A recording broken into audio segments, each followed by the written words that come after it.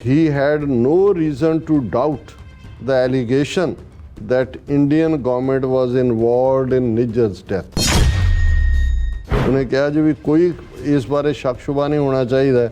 ਕਿ ਜਿਸ ਮੁਲਕ ਦੇ ਉੱਤੇ ਇਲਜ਼ਾਮ ਲੱਗਦਾ ਹੈ ਕਿ ਉਹਨੇ ਕਿਸੇ ਦੂਸਰੇ ਮੁਲਕ ਦੇ ਸਿਟੀਜ਼ਨ ਨੂੰ ਮਾਰਿਆ, ਐਗਜ਼ੀਕਿਊਟ ਕੀਤਾ, ਇਹ ਬਹੁਤ ਗੰਭੀਰ ਇਲਜ਼ਾਮ ਹੈ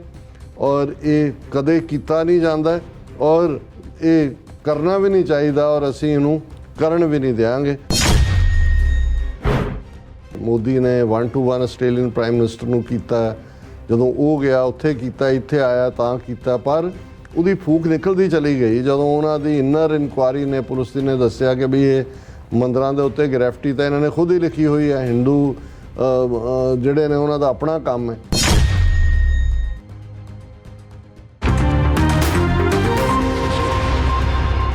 viewers welcome back to program. So ਇਸ ਗੱਲਬਾਤ ਕਰਾਂਗੇ ਆਸਟ੍ਰੇਲੀਆ ਤੇ ਭਾਰਤ ਦੇ ਹਵਾਲੇ ਨਾਲ ਕਿ ਕੈਨੇਡਾ ਤੋਂ ਬਾਅਦ ਹੁਣ ਆਸਟ੍ਰੇਲੀਆ ਨੇ ਵੀ ਭਾਰਤ ਦੇ ਖਿਲਾਫ ਡੰਡਾ ਚੱਕ ਲਿਆ ਔਰ ਆਸਟ੍ਰੇਲੀਆ ਦੇ ਇੰਟੈਲੀਜੈਂਸ ਚੀਫ ਨੇ ਇੱਕ ਪ੍ਰੈਸ ਕਾਨਫਰੰਸ ਵਿੱਚ ਸਪਸ਼ਟ ਕੀਤਾ ਹੈ ਕਿ ਕੈਨੇਡਾ ਦੇ ਪ੍ਰਧਾਨ ਮੰਤਰੀ ਟਰੂਡੋ ਵੱਲੋਂ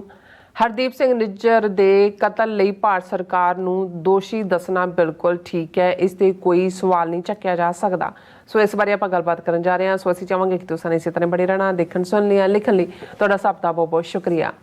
ਜੀ। ਡਾਕਟਰ ਸਾਹਿਬ ਕੀ ਕਹਿਣਾ ਚਾਹੋਗੇ? ਦੇਖੋ, ਜਿਹੜੀ 5 ਆਈਜ਼ ਕੰਟਰੀਜ਼ ਦੇ ਇੰਟੈਲੀਜੈਂਸ ਚੀਫਸ ਦੀ ਮੀਟਿੰਗ ਪਾਲੋ ਆਲਟੋ ਕੈਲੀਫੋਰਨੀਆ 'ਚ ਹੋਈ FBI ਚੀਫ ਦੇ ਸੱਦੇ 'ਤੇ, ਉਸ ਵਿੱਚ ਇੱਥੇ ਤਾਂ ਉਹਦੀ ਇੱਕ ਕਾਈਂਡ ਆਫ ਇਵੇਂ ਲੱਗਾ ਕਿ ਜੀ ਜਿਵੇਂ ਇੱਕ ਪਬਲਿਕ ਡਿਸਕੋਰਸ ਵੀ ਸੀ ਉਹਨਾਂ ਦਾ, ਕਿਉਂਕਿ ਬਿਜ਼ਨਸ ਲੀਡਰਸ ਔਰ ਦੂਸਰੇ ਵੀ ਇਨਵਾਈਟਡ ਸੀ ਔਰ ਉਸ ਸਾਰੀ ਸਮਿਟ ਦਾ ਆਗਾਜ਼ ਜਿਹੜੀ secretary of state junior Bush the cabinet C doctor ਕੋਂਡੋਲੀਸਾ rice,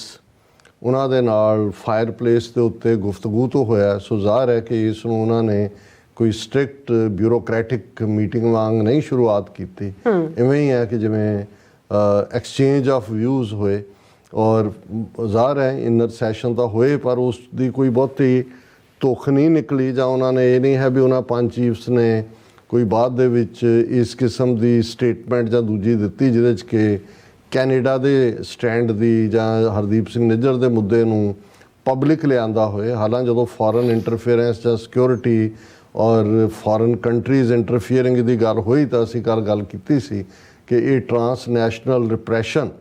ਦਾ ਹੀ ਜ਼ਿਕਰ ਹੈ, ਜਿਸ ਬਾਰੇ ਆਲਰੇਡੀ ਅਮਰੀਕੀ ਸੈਨੇਟ ਦੇ ਵਿੱਚ ਵੀ ਔਰ ਅਮਰੀਕੀ ਕਾਂਗਰਸ ਦੇ ਵਿੱਚ ਵੀ ਬਿੱਲ ਪਿਆ ਜਿਹੜਾ ਕਿ ਬਹੁਤ ਜਲਦੀ ਪਾਸ ਹੋਏਗਾ। ਲੇਕਿਨ ਸਟਿਲ ਇਸ ਗੱਲ ਦੀ, ਕਿਉਂਕਿ ਇਸ ਅਦਰ ਦੈਨ ਕਿ FBI ਦੇ ਵੈਬਸਾਈਟ 'ਤੇ ਇਹਨੂੰ ਇੰਡੀਅਨ ਮੀਡੀਆ ਵੀ ਖਾ ਗਿਆ ਸੀ, ਬਾਹਰਲੇ ਮੀਡੀਆ ਨੇ ਵੀ, ਕਿਉਂਕਿ ਪਾਲੋ ਆਲਟੋ ਕੈਲੀਫੋਰਨੀਆ 'ਚ ਸੰਭਵ ਹੈ ਸੈਨ ਫਰਾਂਸਿਸਕੋ ਕ੍ਰੋਨਿਕਲ ਜਾਂ ਸੈਨ ਫਰਾਂਸਿਸਕੋ ਐਗਜ਼ਾਮੀਨਰ ਜਾਂ ਸੈਨੋਜ਼ੇ ਮਰਕਰੀ ਨਿਊਜ਼ ਜਾਂ ਅਰਗਸ ਜਿਹੜੇ ਉਸ ਬੈਲਟ ਦੇ ਅਖਬਾਰ ਨੇ ਉਹਨਾਂ ਨੇ ਕਵਰ ਕੀਤਾ ਹੋਏ। ਹੁਣ ਇੰਨਾ ਕੁ ਮੀਡੀਆ ਹੁੰਦਾ ਕਿ ਮੇਰੇ ਕੋਲ ਕੋਈ ਮੌਕਾ ਨਹੀਂ ਬਣਿਆ ਮੈਂ ਦੇਖਣ ਦਾ ਵੀ ਉਹਨਾਂ ਨੇ ਉੱਥੇ ਕੋਈ ਲੋਕਲ ਕਿਹਾ, ਪਰ ਜੇ ਇਸ ਲੈਵਲ ਦੇ 5 ਚੀਫ ਕਿਤੇ ਇਕੱਠੇ ਹੋਏ ਔਰ ਕੋਈ ਉਹਨਾਂ ਨੇ ਕੋਈ ਗਰਾਊਂਡ ਬ੍ਰੇਕਿੰਗ ਗੱਲ ਕੀਤੀ ਹੁੰਦੀ ਤੇ ਉਹ ਇਹਨਾਂ ਦੇ ਮੇਨ ਵਾਸ਼ਿੰਗਟਨ ਪੋਸਟ, ਬਲੂਮਬਰਗ,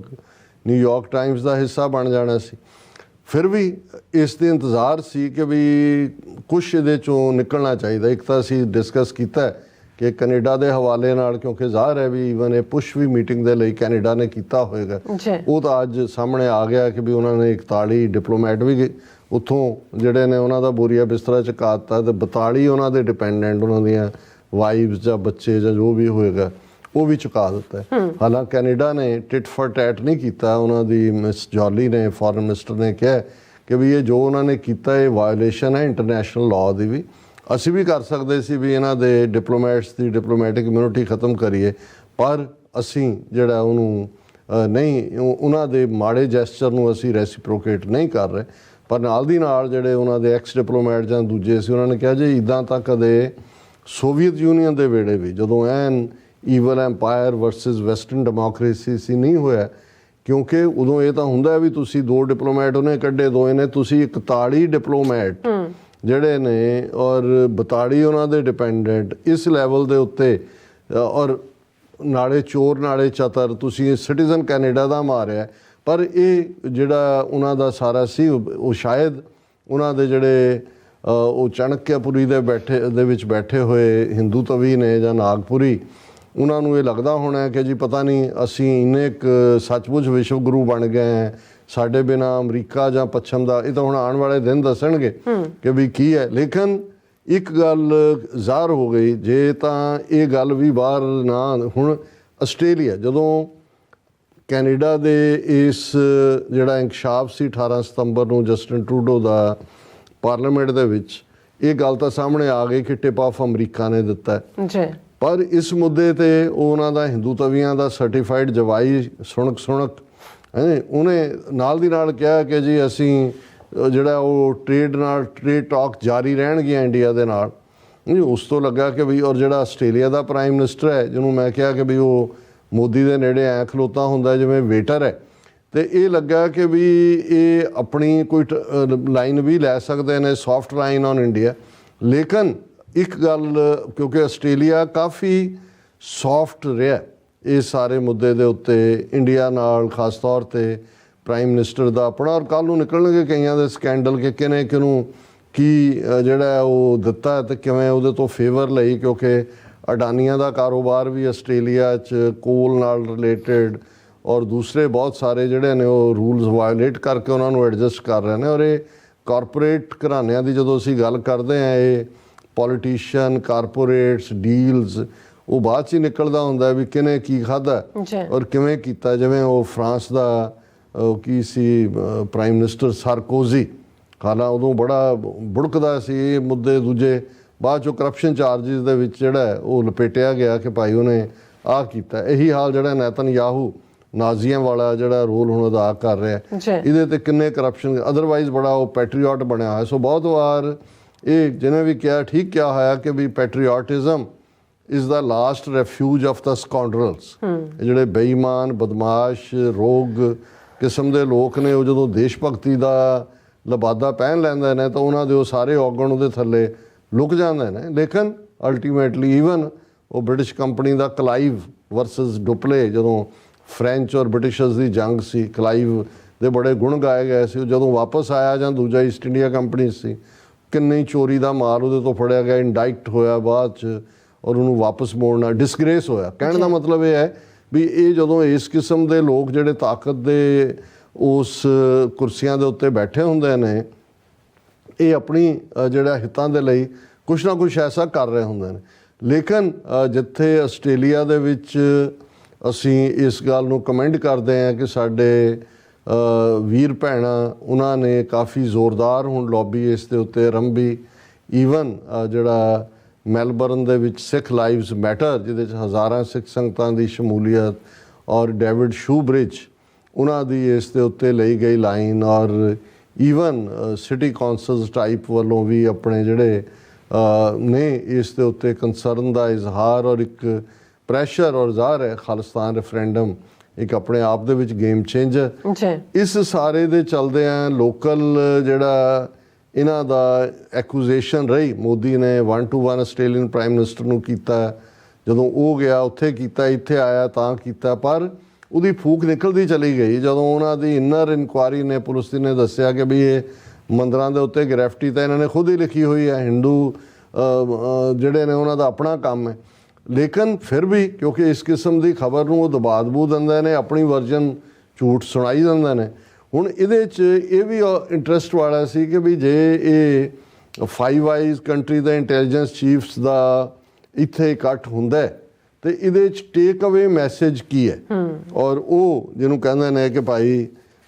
ਬਿੱਲੀ ਥੈਲੇ ਤੋਂ ਬਾਹਰ ਲੈ ਆਂਦੀ, ਕਿ ਵੀ ਹੋਇਆ ਕੀ ਕਿ ਜਿਹੜੇ ਮਾਈਕ ਬਰਗੈਸ, ਇਹ head of Australian security intelligence organisation,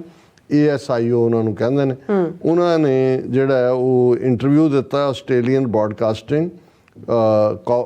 corporation ਨੂੰ, ਜਿਹੜੀ ਉਹਨਾਂ ਦਾ ਅਫੀਸ਼ੀਅਲ ਚੈਨਲ ਹੈ। ਔਰ ਉਹਨਾਂ ਨੇ ਉਹ ਪਬਲਿਕ ਬ੍ਰੌਡਕਾਸਟਰ ਨੂੰ ਉਹਨਾਂ ਨੇ ਕਿਹਾ, he had no reason to doubt the allegation that Indian government was involved in Nijjar's death। ਇਹ ਬਹੁਤ ਵੱਡੀ ਗੱਲ ਹੈ ਜਿਸ ਆਸਟ੍ਰੇਲੀਆ, ਕਿਉਂਕਿ ਉਹ ਰਿਸ਼ੀ ਸੁਣਕ ਤੋਂ ਬਾਅਦ ਦੂਜਾ ਆਸਟ੍ਰੇਲੀਅਨ ਹੈ ਜਿਹੜਾ ਬਹਿਰਾ ਵੇਟਰ ਉਹਦੇ ਨਾਲ ਖਲੋਤਾ ਹੁੰਦਾ। ਹੁਣ ਉਹਨਾਂ ਦਾ ਇੰਟੈਲੀਜੈਂਸ ਚੀਫ ਕਹਿ ਰਿਹਾ ਵੀ ਕੋਈ ਸ਼ੱਕ ਸ਼ੁਬਾ ਨਹੀਂ ਹੈ ਕਿ ਜੋ ਪ੍ਰਾਈਮ ਮਿਨਿਸਟਰ ਜਸਟਿਨ ਟਰੂਡੋ ਨੇ ਕਿਹਾ ਕਿ ਹਰਦੀਪ ਸਿੰਘ ਨਿੱਜਰ ਦਾ ਮਰਡਰ ਇੰਡੀਆ ਨੇ ਕੀਤਾ ਹੈ ਔਰ I have no reason to dispute what the Canadian government has said in this matter, Burgess said in an interview with the Australian Broadcasting Corporation ਕਿ ਮੈਨੂੰ ਕੋਈ ਸ਼ੱਕ ਨਹੀਂ ਹੈ ਔਰ ਈਵਨ ਇਸ ਤੋਂ ਵੀ ਅੱਗੇ ਜਾਂਦੇ ਆ ਇਹਦੇ 'ਚ ਪਤਾ ਨਹੀਂ ਸਟੋਰੀ 'ਚ ਹੈ ਕਿ ਨਹੀਂ ਪਰ ਜਿਹੜੀ ਸਟੋਰੀ ਮੈਂ ਦੇਖੀ ਉਹਦੇ 'ਚ ਇਹ ਸੀ ਵੀ ਉਹਨੂੰ ਪੁੱਛਿਆ ਗਿਆ ਕਿ ਬਈ ਕੀ ਤੁਹਾਨੂੰ ਲੱਗਦਾ ਹੈ ਕਿ ਕੈਨੇਡਾ ਆਸਟ੍ਰੇਲੀਆ ਦੇ ਵਿੱਚ ਵੀ ਐਸਾ ਕੁਝ ਹੋ ਸਕਦਾ ਹੈ ਉਹਨੇ ਥੋੜ੍ਹਾ ਜਿਹਾ ਗੋਲ ਮੋਲ ਕੇ ਅਸੀਂ ਸਮਰੱਥ ਹੈ ਔਰ ਇਹ ਸਾਰੇ ਦੇ ਔਰ ਇਸ ਸਟੋਰੀ ਨੂੰ ਫਿਰ ਈਵਨ ਕਿਉਂਕਿ ਹੁਣ ਇਹ ਇੰਨੀ ਵੱਡੀ ਗੱਲ ਸੀ ਆਸਟ੍ਰੇਲੀਅਨ ਇੰਟੈਲੀਜੈਂਸ ਚੀਫ ਦੀ ਕਿ ਇੰਡੀਅਨ ਮੀਡੀਆ ਇਹਨੂੰ ਇਗਨੋਰ ਨਹੀਂ ਸੀ ਕਰ ਸਕਦਾ ਲੇਕਿਨ ਉਹਨਾਂ ਨੇ ਆਪਣੀ ਸਪਿਨ ਦੇਣੀ ਹੁੰਦੀ ਹੈ ਔਰ ANI ਉਹਨਾਂ ਦੀ ਮਾਊਥਪੀਸ ਹੈ ਰਾਹ ਦੀ ਔਰ ਦੂਸਰਾ ਮਾਊਥਪੀਸ IANS ਹੈ ਉਹਨਾਂ ਨੇ ਸਟੋਰੀ ਕੀਤੀ ਔਰ ਹੈਡਲਾਈਨ ਦੇਣਾ ਉਹਨਾਂ ਦੀ ਮਜਬੂਰੀ Hardeep Nijjar's killing. Australian intelligence chief says no reason to dispute Canadian Prime Minister Trudeau's claim. Mike Burgess comments came in California where he was present for a public gathering of Five Eyes intelligence partners. So ਇਹ ਜਿਹੜਾ Canadian broadcast ਇਹਨਾਂ ਨਾਲ Australian broadcast interview ਵੀ ਉੱਥੇ ਹੀ ਹੋਇਆ ਔਰ ਉਹਦੇ 'ਚ ਉਹਨੇ ਖੁੱਲ੍ਹ ਕੇ ਇਹ ਕਿਹਾ ਉਹਨੇ ਕਿਹਾ ਕਿ ਆਸਟ੍ਰੇਲੀਆ's domestic intelligence chief has said that he has no reason to dispute Canadian Prime Minister Justin Trudeau's claim of Indian government's role in the killing of Sikh separatist Hardeep Singh Nijjar in June this year ਔਰ ਫਿਰ ਉਹਨੇ ਉਹ ਸਾਰੇ ਦੀ ਕਹਾਣੀ ਦਿੱਤੀ ਹੈ ਉਹਨਾਂ ਨੇ there is no doubt any allegation of any country being accused of carrying out any execution of a citizen in that country. It is a serious allegation and something that we don't do and something that nations should not do. ਇਹ ਨਾਲ add ਕੀਤਾ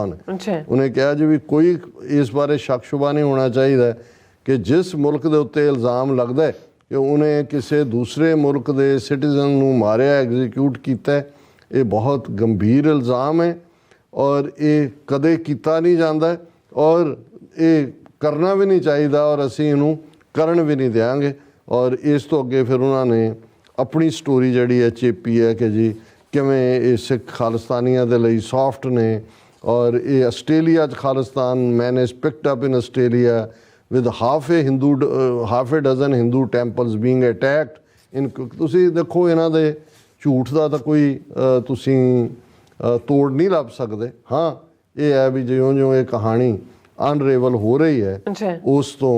ਇਹ ਸਾਹਮਣੇ ਆ ਰਿਹਾ ਕਿ ਵੀ ਅਬ ਤੇਰਾ क्या होगा कालिया जी डॉक्टर साहब ਤੁਹਾਡਾ ਬਹੁਤ ਬਹੁਤ ਸ਼ੁਕਰੀਆ ਸਵਾਤ ਲੈਣ ਬ੍ਰੇਕ ਫਿਊਅਰਸ ਤੁਸੀਂ ਇਸੇ ਤਰ੍ਹਾਂ ਹੀ ਬਣੇ ਰਹਿਣਾ ਮਿਲਦੇ ਹਾਂ ਛੋਟੇ ਜਿਹੇ ਬ੍ਰੇਕ ਤੋਂ ਬਾਅਦ